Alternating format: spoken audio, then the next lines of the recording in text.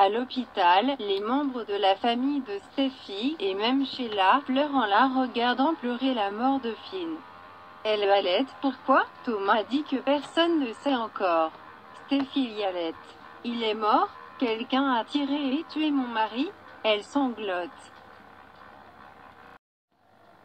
Dans le couloir, Bridget écoute se demander comment ça se passe avec Steffi et Brooke note que ce sera douloureux.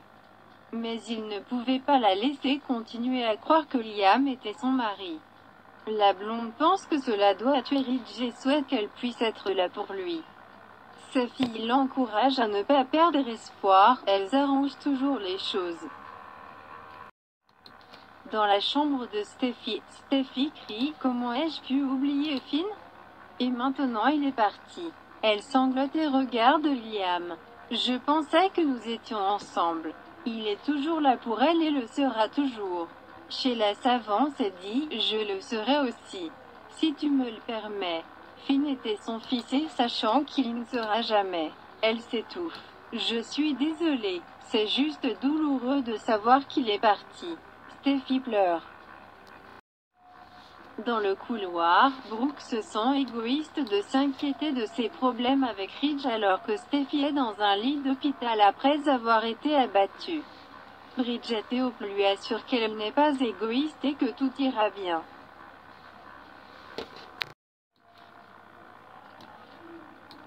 Dans sa chambre, Steffi se souvient que Sheila est la mère de Finn, elle l'a mis au monde. Elle se rend compte que la femme souffre, elle vient juste de le connaître et maintenant il est parti. Sheila ne sait pas si elle sera un jour capable de l'accepter ou de le comprendre. Comment cela a-t-il pu arriver? C'était ma dernière chance de faire partie d'une famille, être acceptée.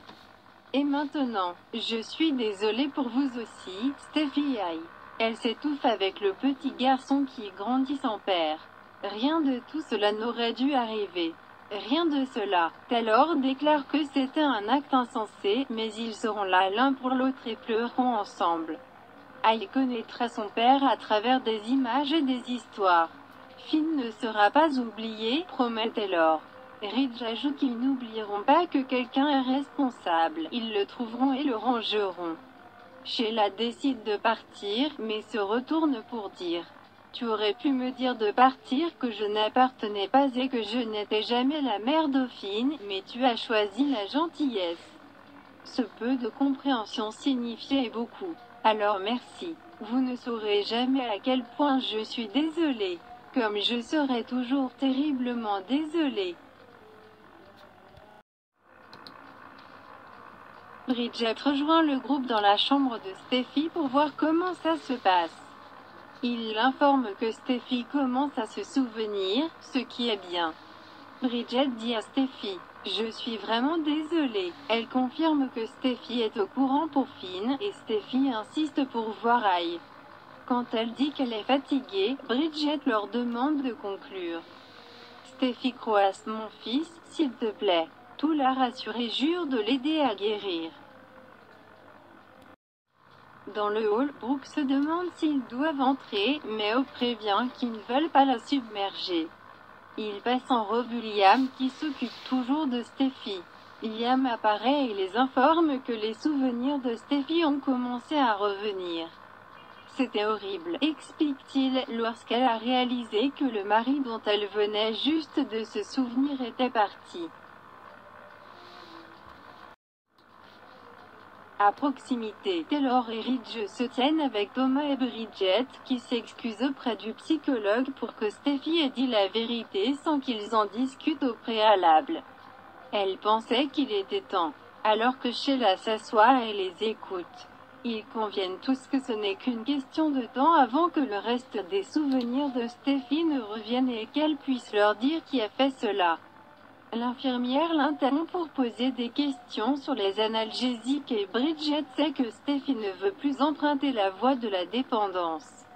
Nous la surveillons de très près. Dans la chambre de Steffi, Sheila se tient au-dessus d'elle dans la pénombre pendant qu'elle dort. Dans une salle d'attente, Brooke rejoint Ridge qui est assis seul. Elle l'embrasse. Ridge admet qu'il n'aurait jamais pensé devoir dire à sa fille que son mari était parti. Brooke veut le tenir et le soutenir comme une épouse le devrait. Ridge commence, Logan, regarde-je. Brooke interrompt pour dire qu'en tant que sa femme, elle devrait être là comme son encre. Elle veut qu'il s'appuie sur elle. Je veux être là en tant que ta femme et je veux que nous soyons là l'un pour l'autre. S'il vous plaît, rentrez à la maison. Rentre chez moi, s'il te plaît. Dans le hall, Liam parle à Hope de ses inquiétudes pour les enfants maintenant que Finn est parti et que leur mère est en deuil à l'hôpital. C'est beaucoup. Je vais intensifier. Hope admire sa force et lui rappelle qu'il l'a aussi. Elle aidera avec Steffy et les enfants. La famille de Steffy est également un système de soutien incroyable et participera. Liam pense que c'est son travail en tant que père de Kelly d'être là. Hope convient que c'est le cas mais lui dit que maintenant il peut aussi respirer.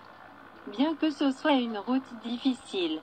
Steffy a survécu. Celui qui voulait mettre fin à sa vie n'a pas réussi. Dans la chambre de Steffy, Sheila pense qu'elle manque de temps. Steffy pourrait se souvenir de ce qui s'est passé la prochaine fois qu'elle ouvrira les yeux. Elle ne peut pas la laisser la renvoyer en prison. Elle flash sur Bridget en parlant de la dépendance de Steffy. Elle pense qu'une overdose résoudrait tous ses problèmes. Quel dommage de connaître votre ancien combat. Vous avez dû d'une manière ou d'une autre mettre la main sur plus de médicaments. Ce serait crédible. Elle n'a jamais voulu en arriver là. Une fin malheureuse, mais nécessaire. Sheila attrape le cadran de la machine de Steffy.